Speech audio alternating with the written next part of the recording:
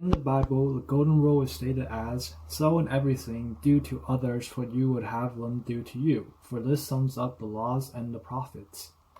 For the most part, this works. Most people like to be treated well. In general, I would like people to acknowledge me, to treat me with respect, and to be willing to share what is important in their lives with me. Treating others the way I like to be treated works for people that are like me. Knowing yourself is a key component for following the golden rule.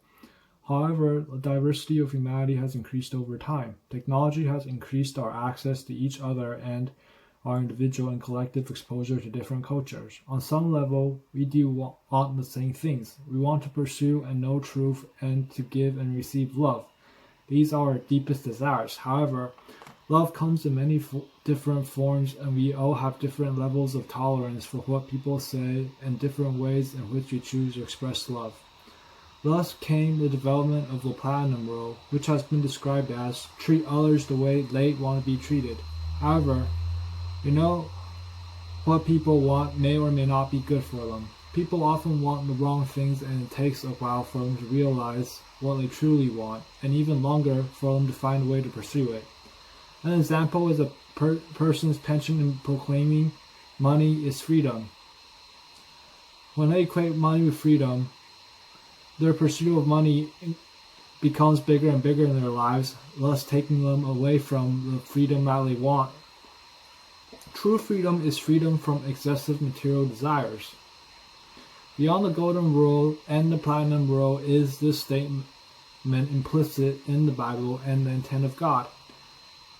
Now I'll make it clear. Here is a short and precise summary of the Ten Commandments.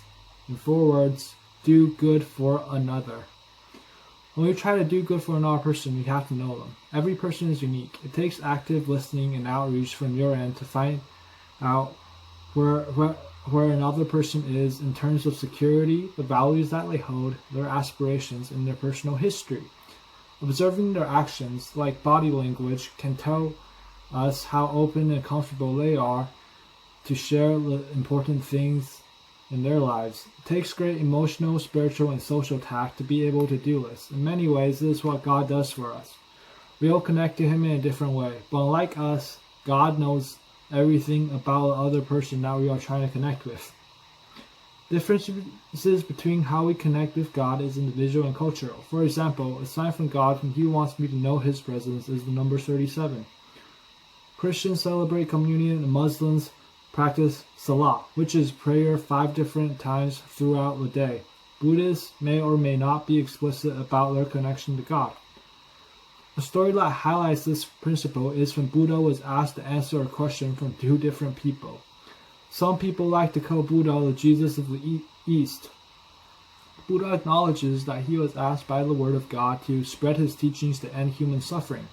He was content with nothingness and had eliminated his external desires.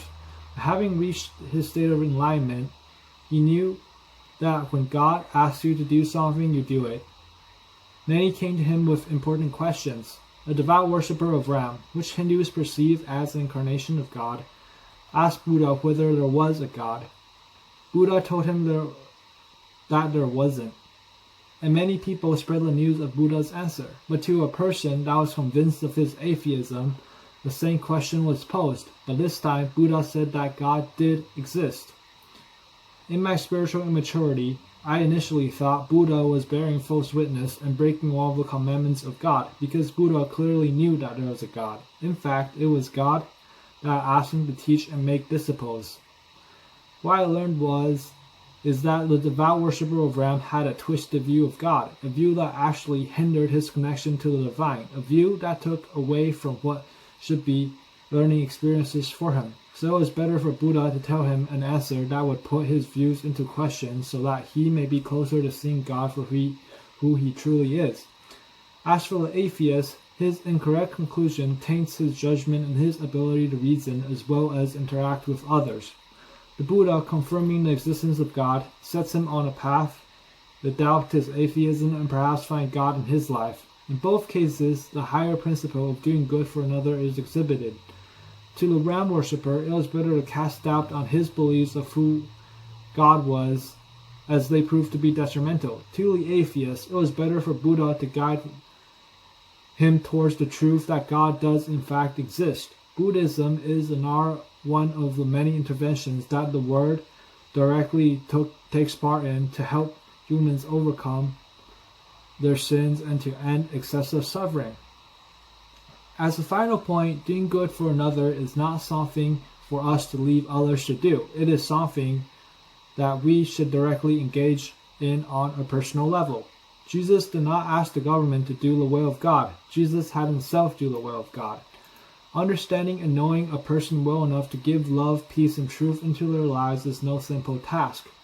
When you do good for another, it is putting God's interests ahead of yours. It is doing so. In doing so, he gives us the insights we need so that his will be done and another one of his child returns to him. Doing good for another is much easier said than done, but it is definitely more important to be done than said.